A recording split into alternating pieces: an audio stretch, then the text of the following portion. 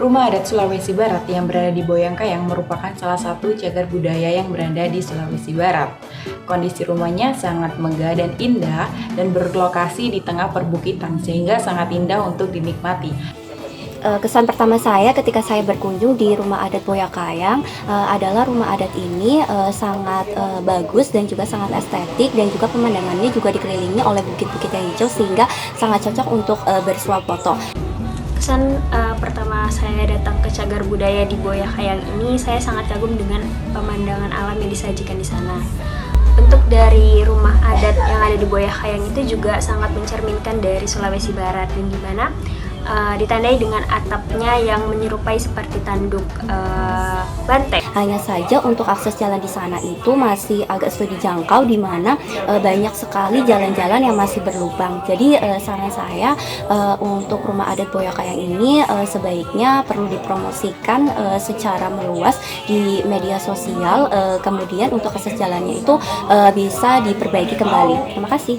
Namun akses jalan menuju lokasi tersebut tidak diketahui dikarenakan tidak adanya tanda yang tertulis bahwa jalan tersebut menuju ke arah lokasi tersebut.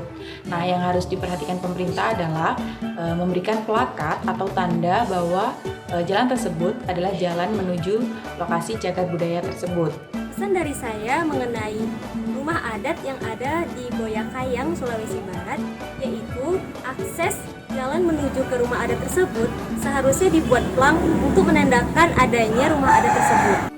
Dan juga sebelum disahkannya rumah adat tersebut, seharusnya sudah difasilitasi dengan pajangan yang mencerminkan adat, tradisi, dan budaya Sulawesi Barat.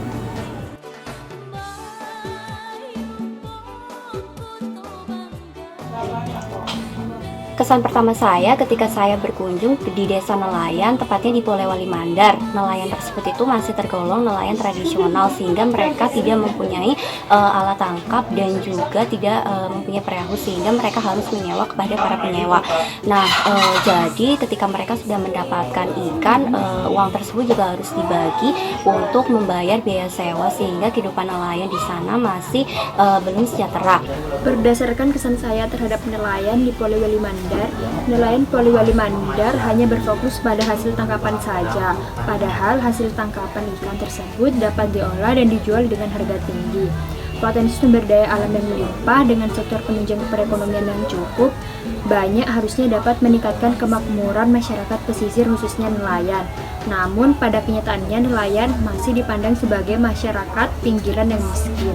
Nah, untuk saran yang perlu dilakukan, seharusnya pemerintah bisa memberikan bantuan berupa kapal atau alat tangkap sehingga nelayan bisa lebih sejahtera, dan juga pemerintah bisa membuat regulasi atau peraturan tentang alat tangkap apa saja yang tidak diperbolehkan untuk digunakan khususnya untuk nelayan modern, karena bagaimanapun nelayan kecil ini pasti akan memperoleh ikan yang lebih kecil dibandingkan dengan nelayan modern, sehingga adanya kesenjangan sosial di antara mereka.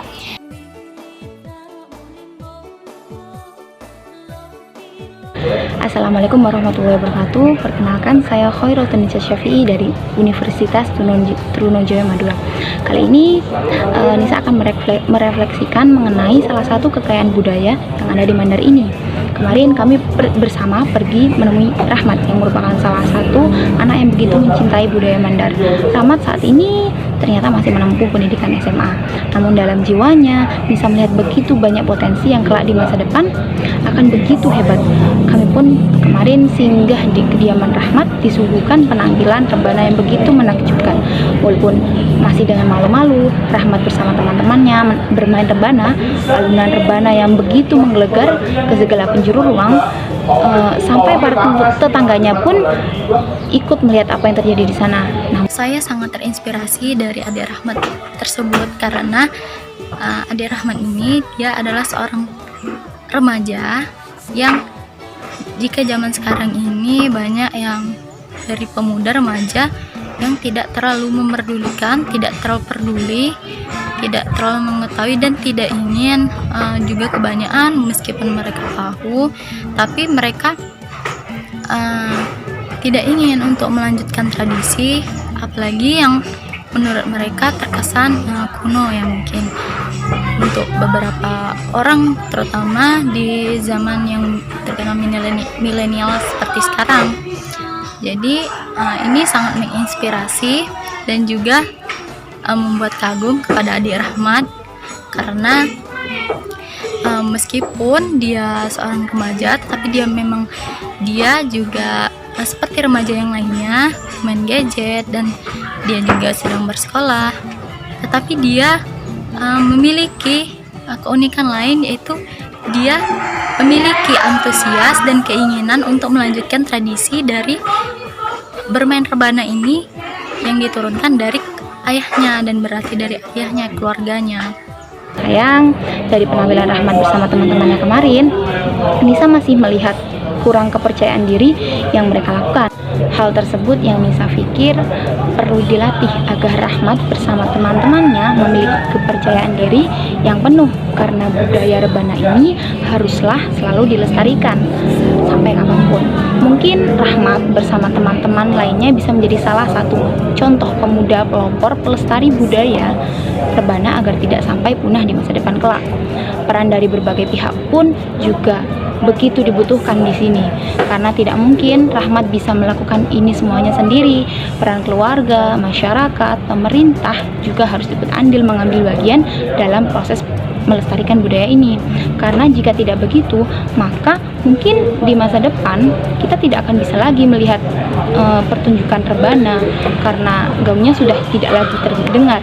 Daerah Mandar, terutama untuk remajanya, itu bisa untuk dibuatkan seperti sanggar khusus muda-mudi yang ada di daerah Mandar untuk bermain rebana, untuk berlatih rebana, agar tradisi yang telah ada secara turun-temurun ini dapat terus dilaksanakan dan lestari. Karena jika bukan kita, para generasi muda yang akan membawa budaya seperti ini akan lestari di masa depan, lalu siapa? Mari kita lestarikan budaya kita bersama-sama. Semangat!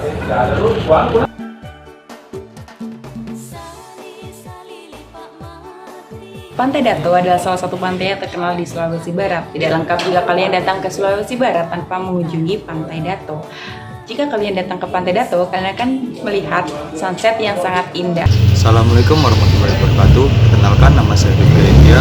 Saya berasal dari Universitas Negeri Medan. Di sini saya akan mendeskripsikan sedikit tentang kelebihan yang ada di Pantai Dato yang berlokasi di Sulawesi Barat, tepatnya di Kabupaten Majene. Pantai Dato yang memiliki hamparan pasir putih lembut, deretan batu karang di sepanjang garis pantai, hingga air laut berwarna kebiruan. Itulah gambaran pesona yang dimiliki Pantai Dato. Sepanjang garis pantai Dato merupakan rumah bagi berbagai jenis kepiting dan kerang. Selain itu, perairan lepas pantainya pun relatif tenang, dengan semua kelebihan jenis wisata pantai seperti bermain pasir, memancing hingga berenang. Pemilik hobi snorkeling dan menyelam juga akan dimanjakan oleh Pantai Dato. Sebab kondisi bawah laut pantai ini masih terjaga baik dengan terumbu karang. Berbagai ikan warna-warni dan penghuni laut lainnya juga dapat dengan mudah ditemukan. Assalamualaikum warahmatullahi wabarakatuh. Shalom, namo buddhaya, Om Swastiastu, salam kebajikan untuk kita umat beragama di seluruh negara Indonesia. Baiklah, kali ini tadi teman saya sudah menjelaskan tentang betapa bagusnya, indahnya pesona Laut Dato yang berada di Majene, Kabupaten Sulawesi Selatan. Namun sekarang saya akan menjelaskan bagaimana sih kekurangan dari Pantai Dato tersebut. Nah, di Pantai Dato tersebut, yang pertama, kekurangan serba pantai itu yang pertama ya pasti sampah ya. Sampah di Pantai Dato memang cukup lumayan banyak, namun tidak kentara banyaknya sampah karena sudah ditutupi dengan berbagai macam keindahan yang sudah terletak di pantai tersebut. Terumbu karangnya masih alami, sunsetnya masih terlihat dengan jelas, air lautnya masih warna kebiruan, dan tangga-tangganya juga masih bagus sekali. Mungkin menurut saya kekurangan dari Pantai Dato juga bukan merupakan salah satu hal yang spesifik, namun perlu ditingkatkan lebih lanjut mengenai keindahan Pantai Dato. Namun yang perlu diperhatikan pemerintah adalah fasilitas mengenai kamar mandi.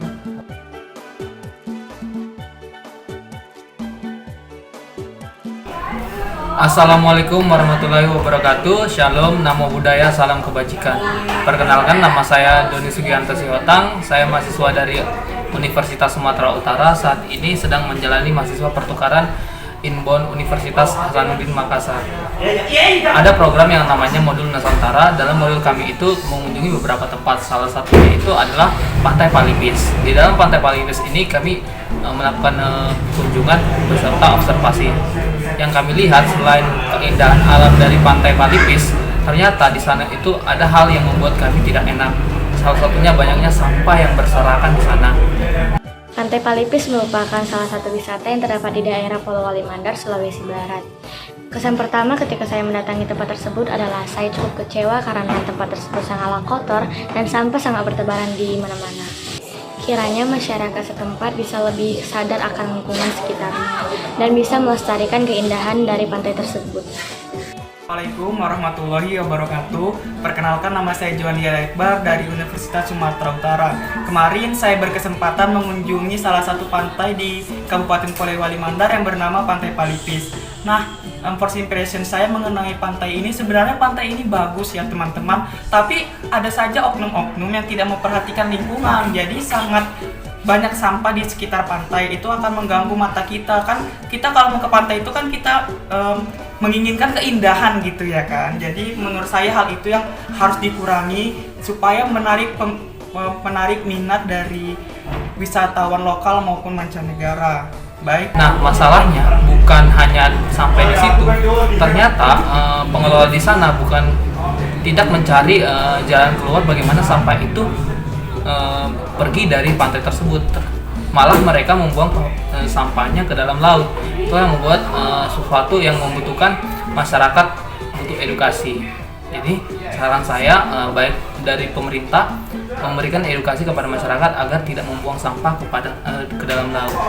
Karena menurut saya pantai ini sangat berpotensi karena selain pemandangan yang bagus, akses ke dalam juga cukup mudah. Sekian dari saya, terima kasih.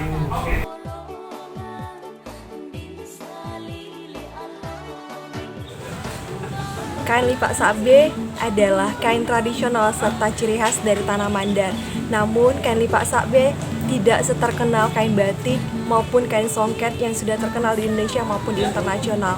Lalu, apa masalahnya? Kain lipak sabe masih dikenal di masyarakat lokal, bahkan pemasarannya pun masih di daerah lokal. Jika dilihat dari corak, motif, serta pembuatannya yang masih tradisional, sudah sepatutnya kain lipak sabe diberi apresiasi serta penghargaan sebagai salah satu kain tradisional dari Indonesia yang dapat diperkenalkan kepada masyarakat umum serta berpotensi kepada kancah internasional. Maka sangat diharapkan peran pemerintah serta bersama-sama dengan masyarakat untuk mampu menembus pasar nasional serta pasar internasional melalui sosial media, marketplace, e-commerce, dan yang lainnya.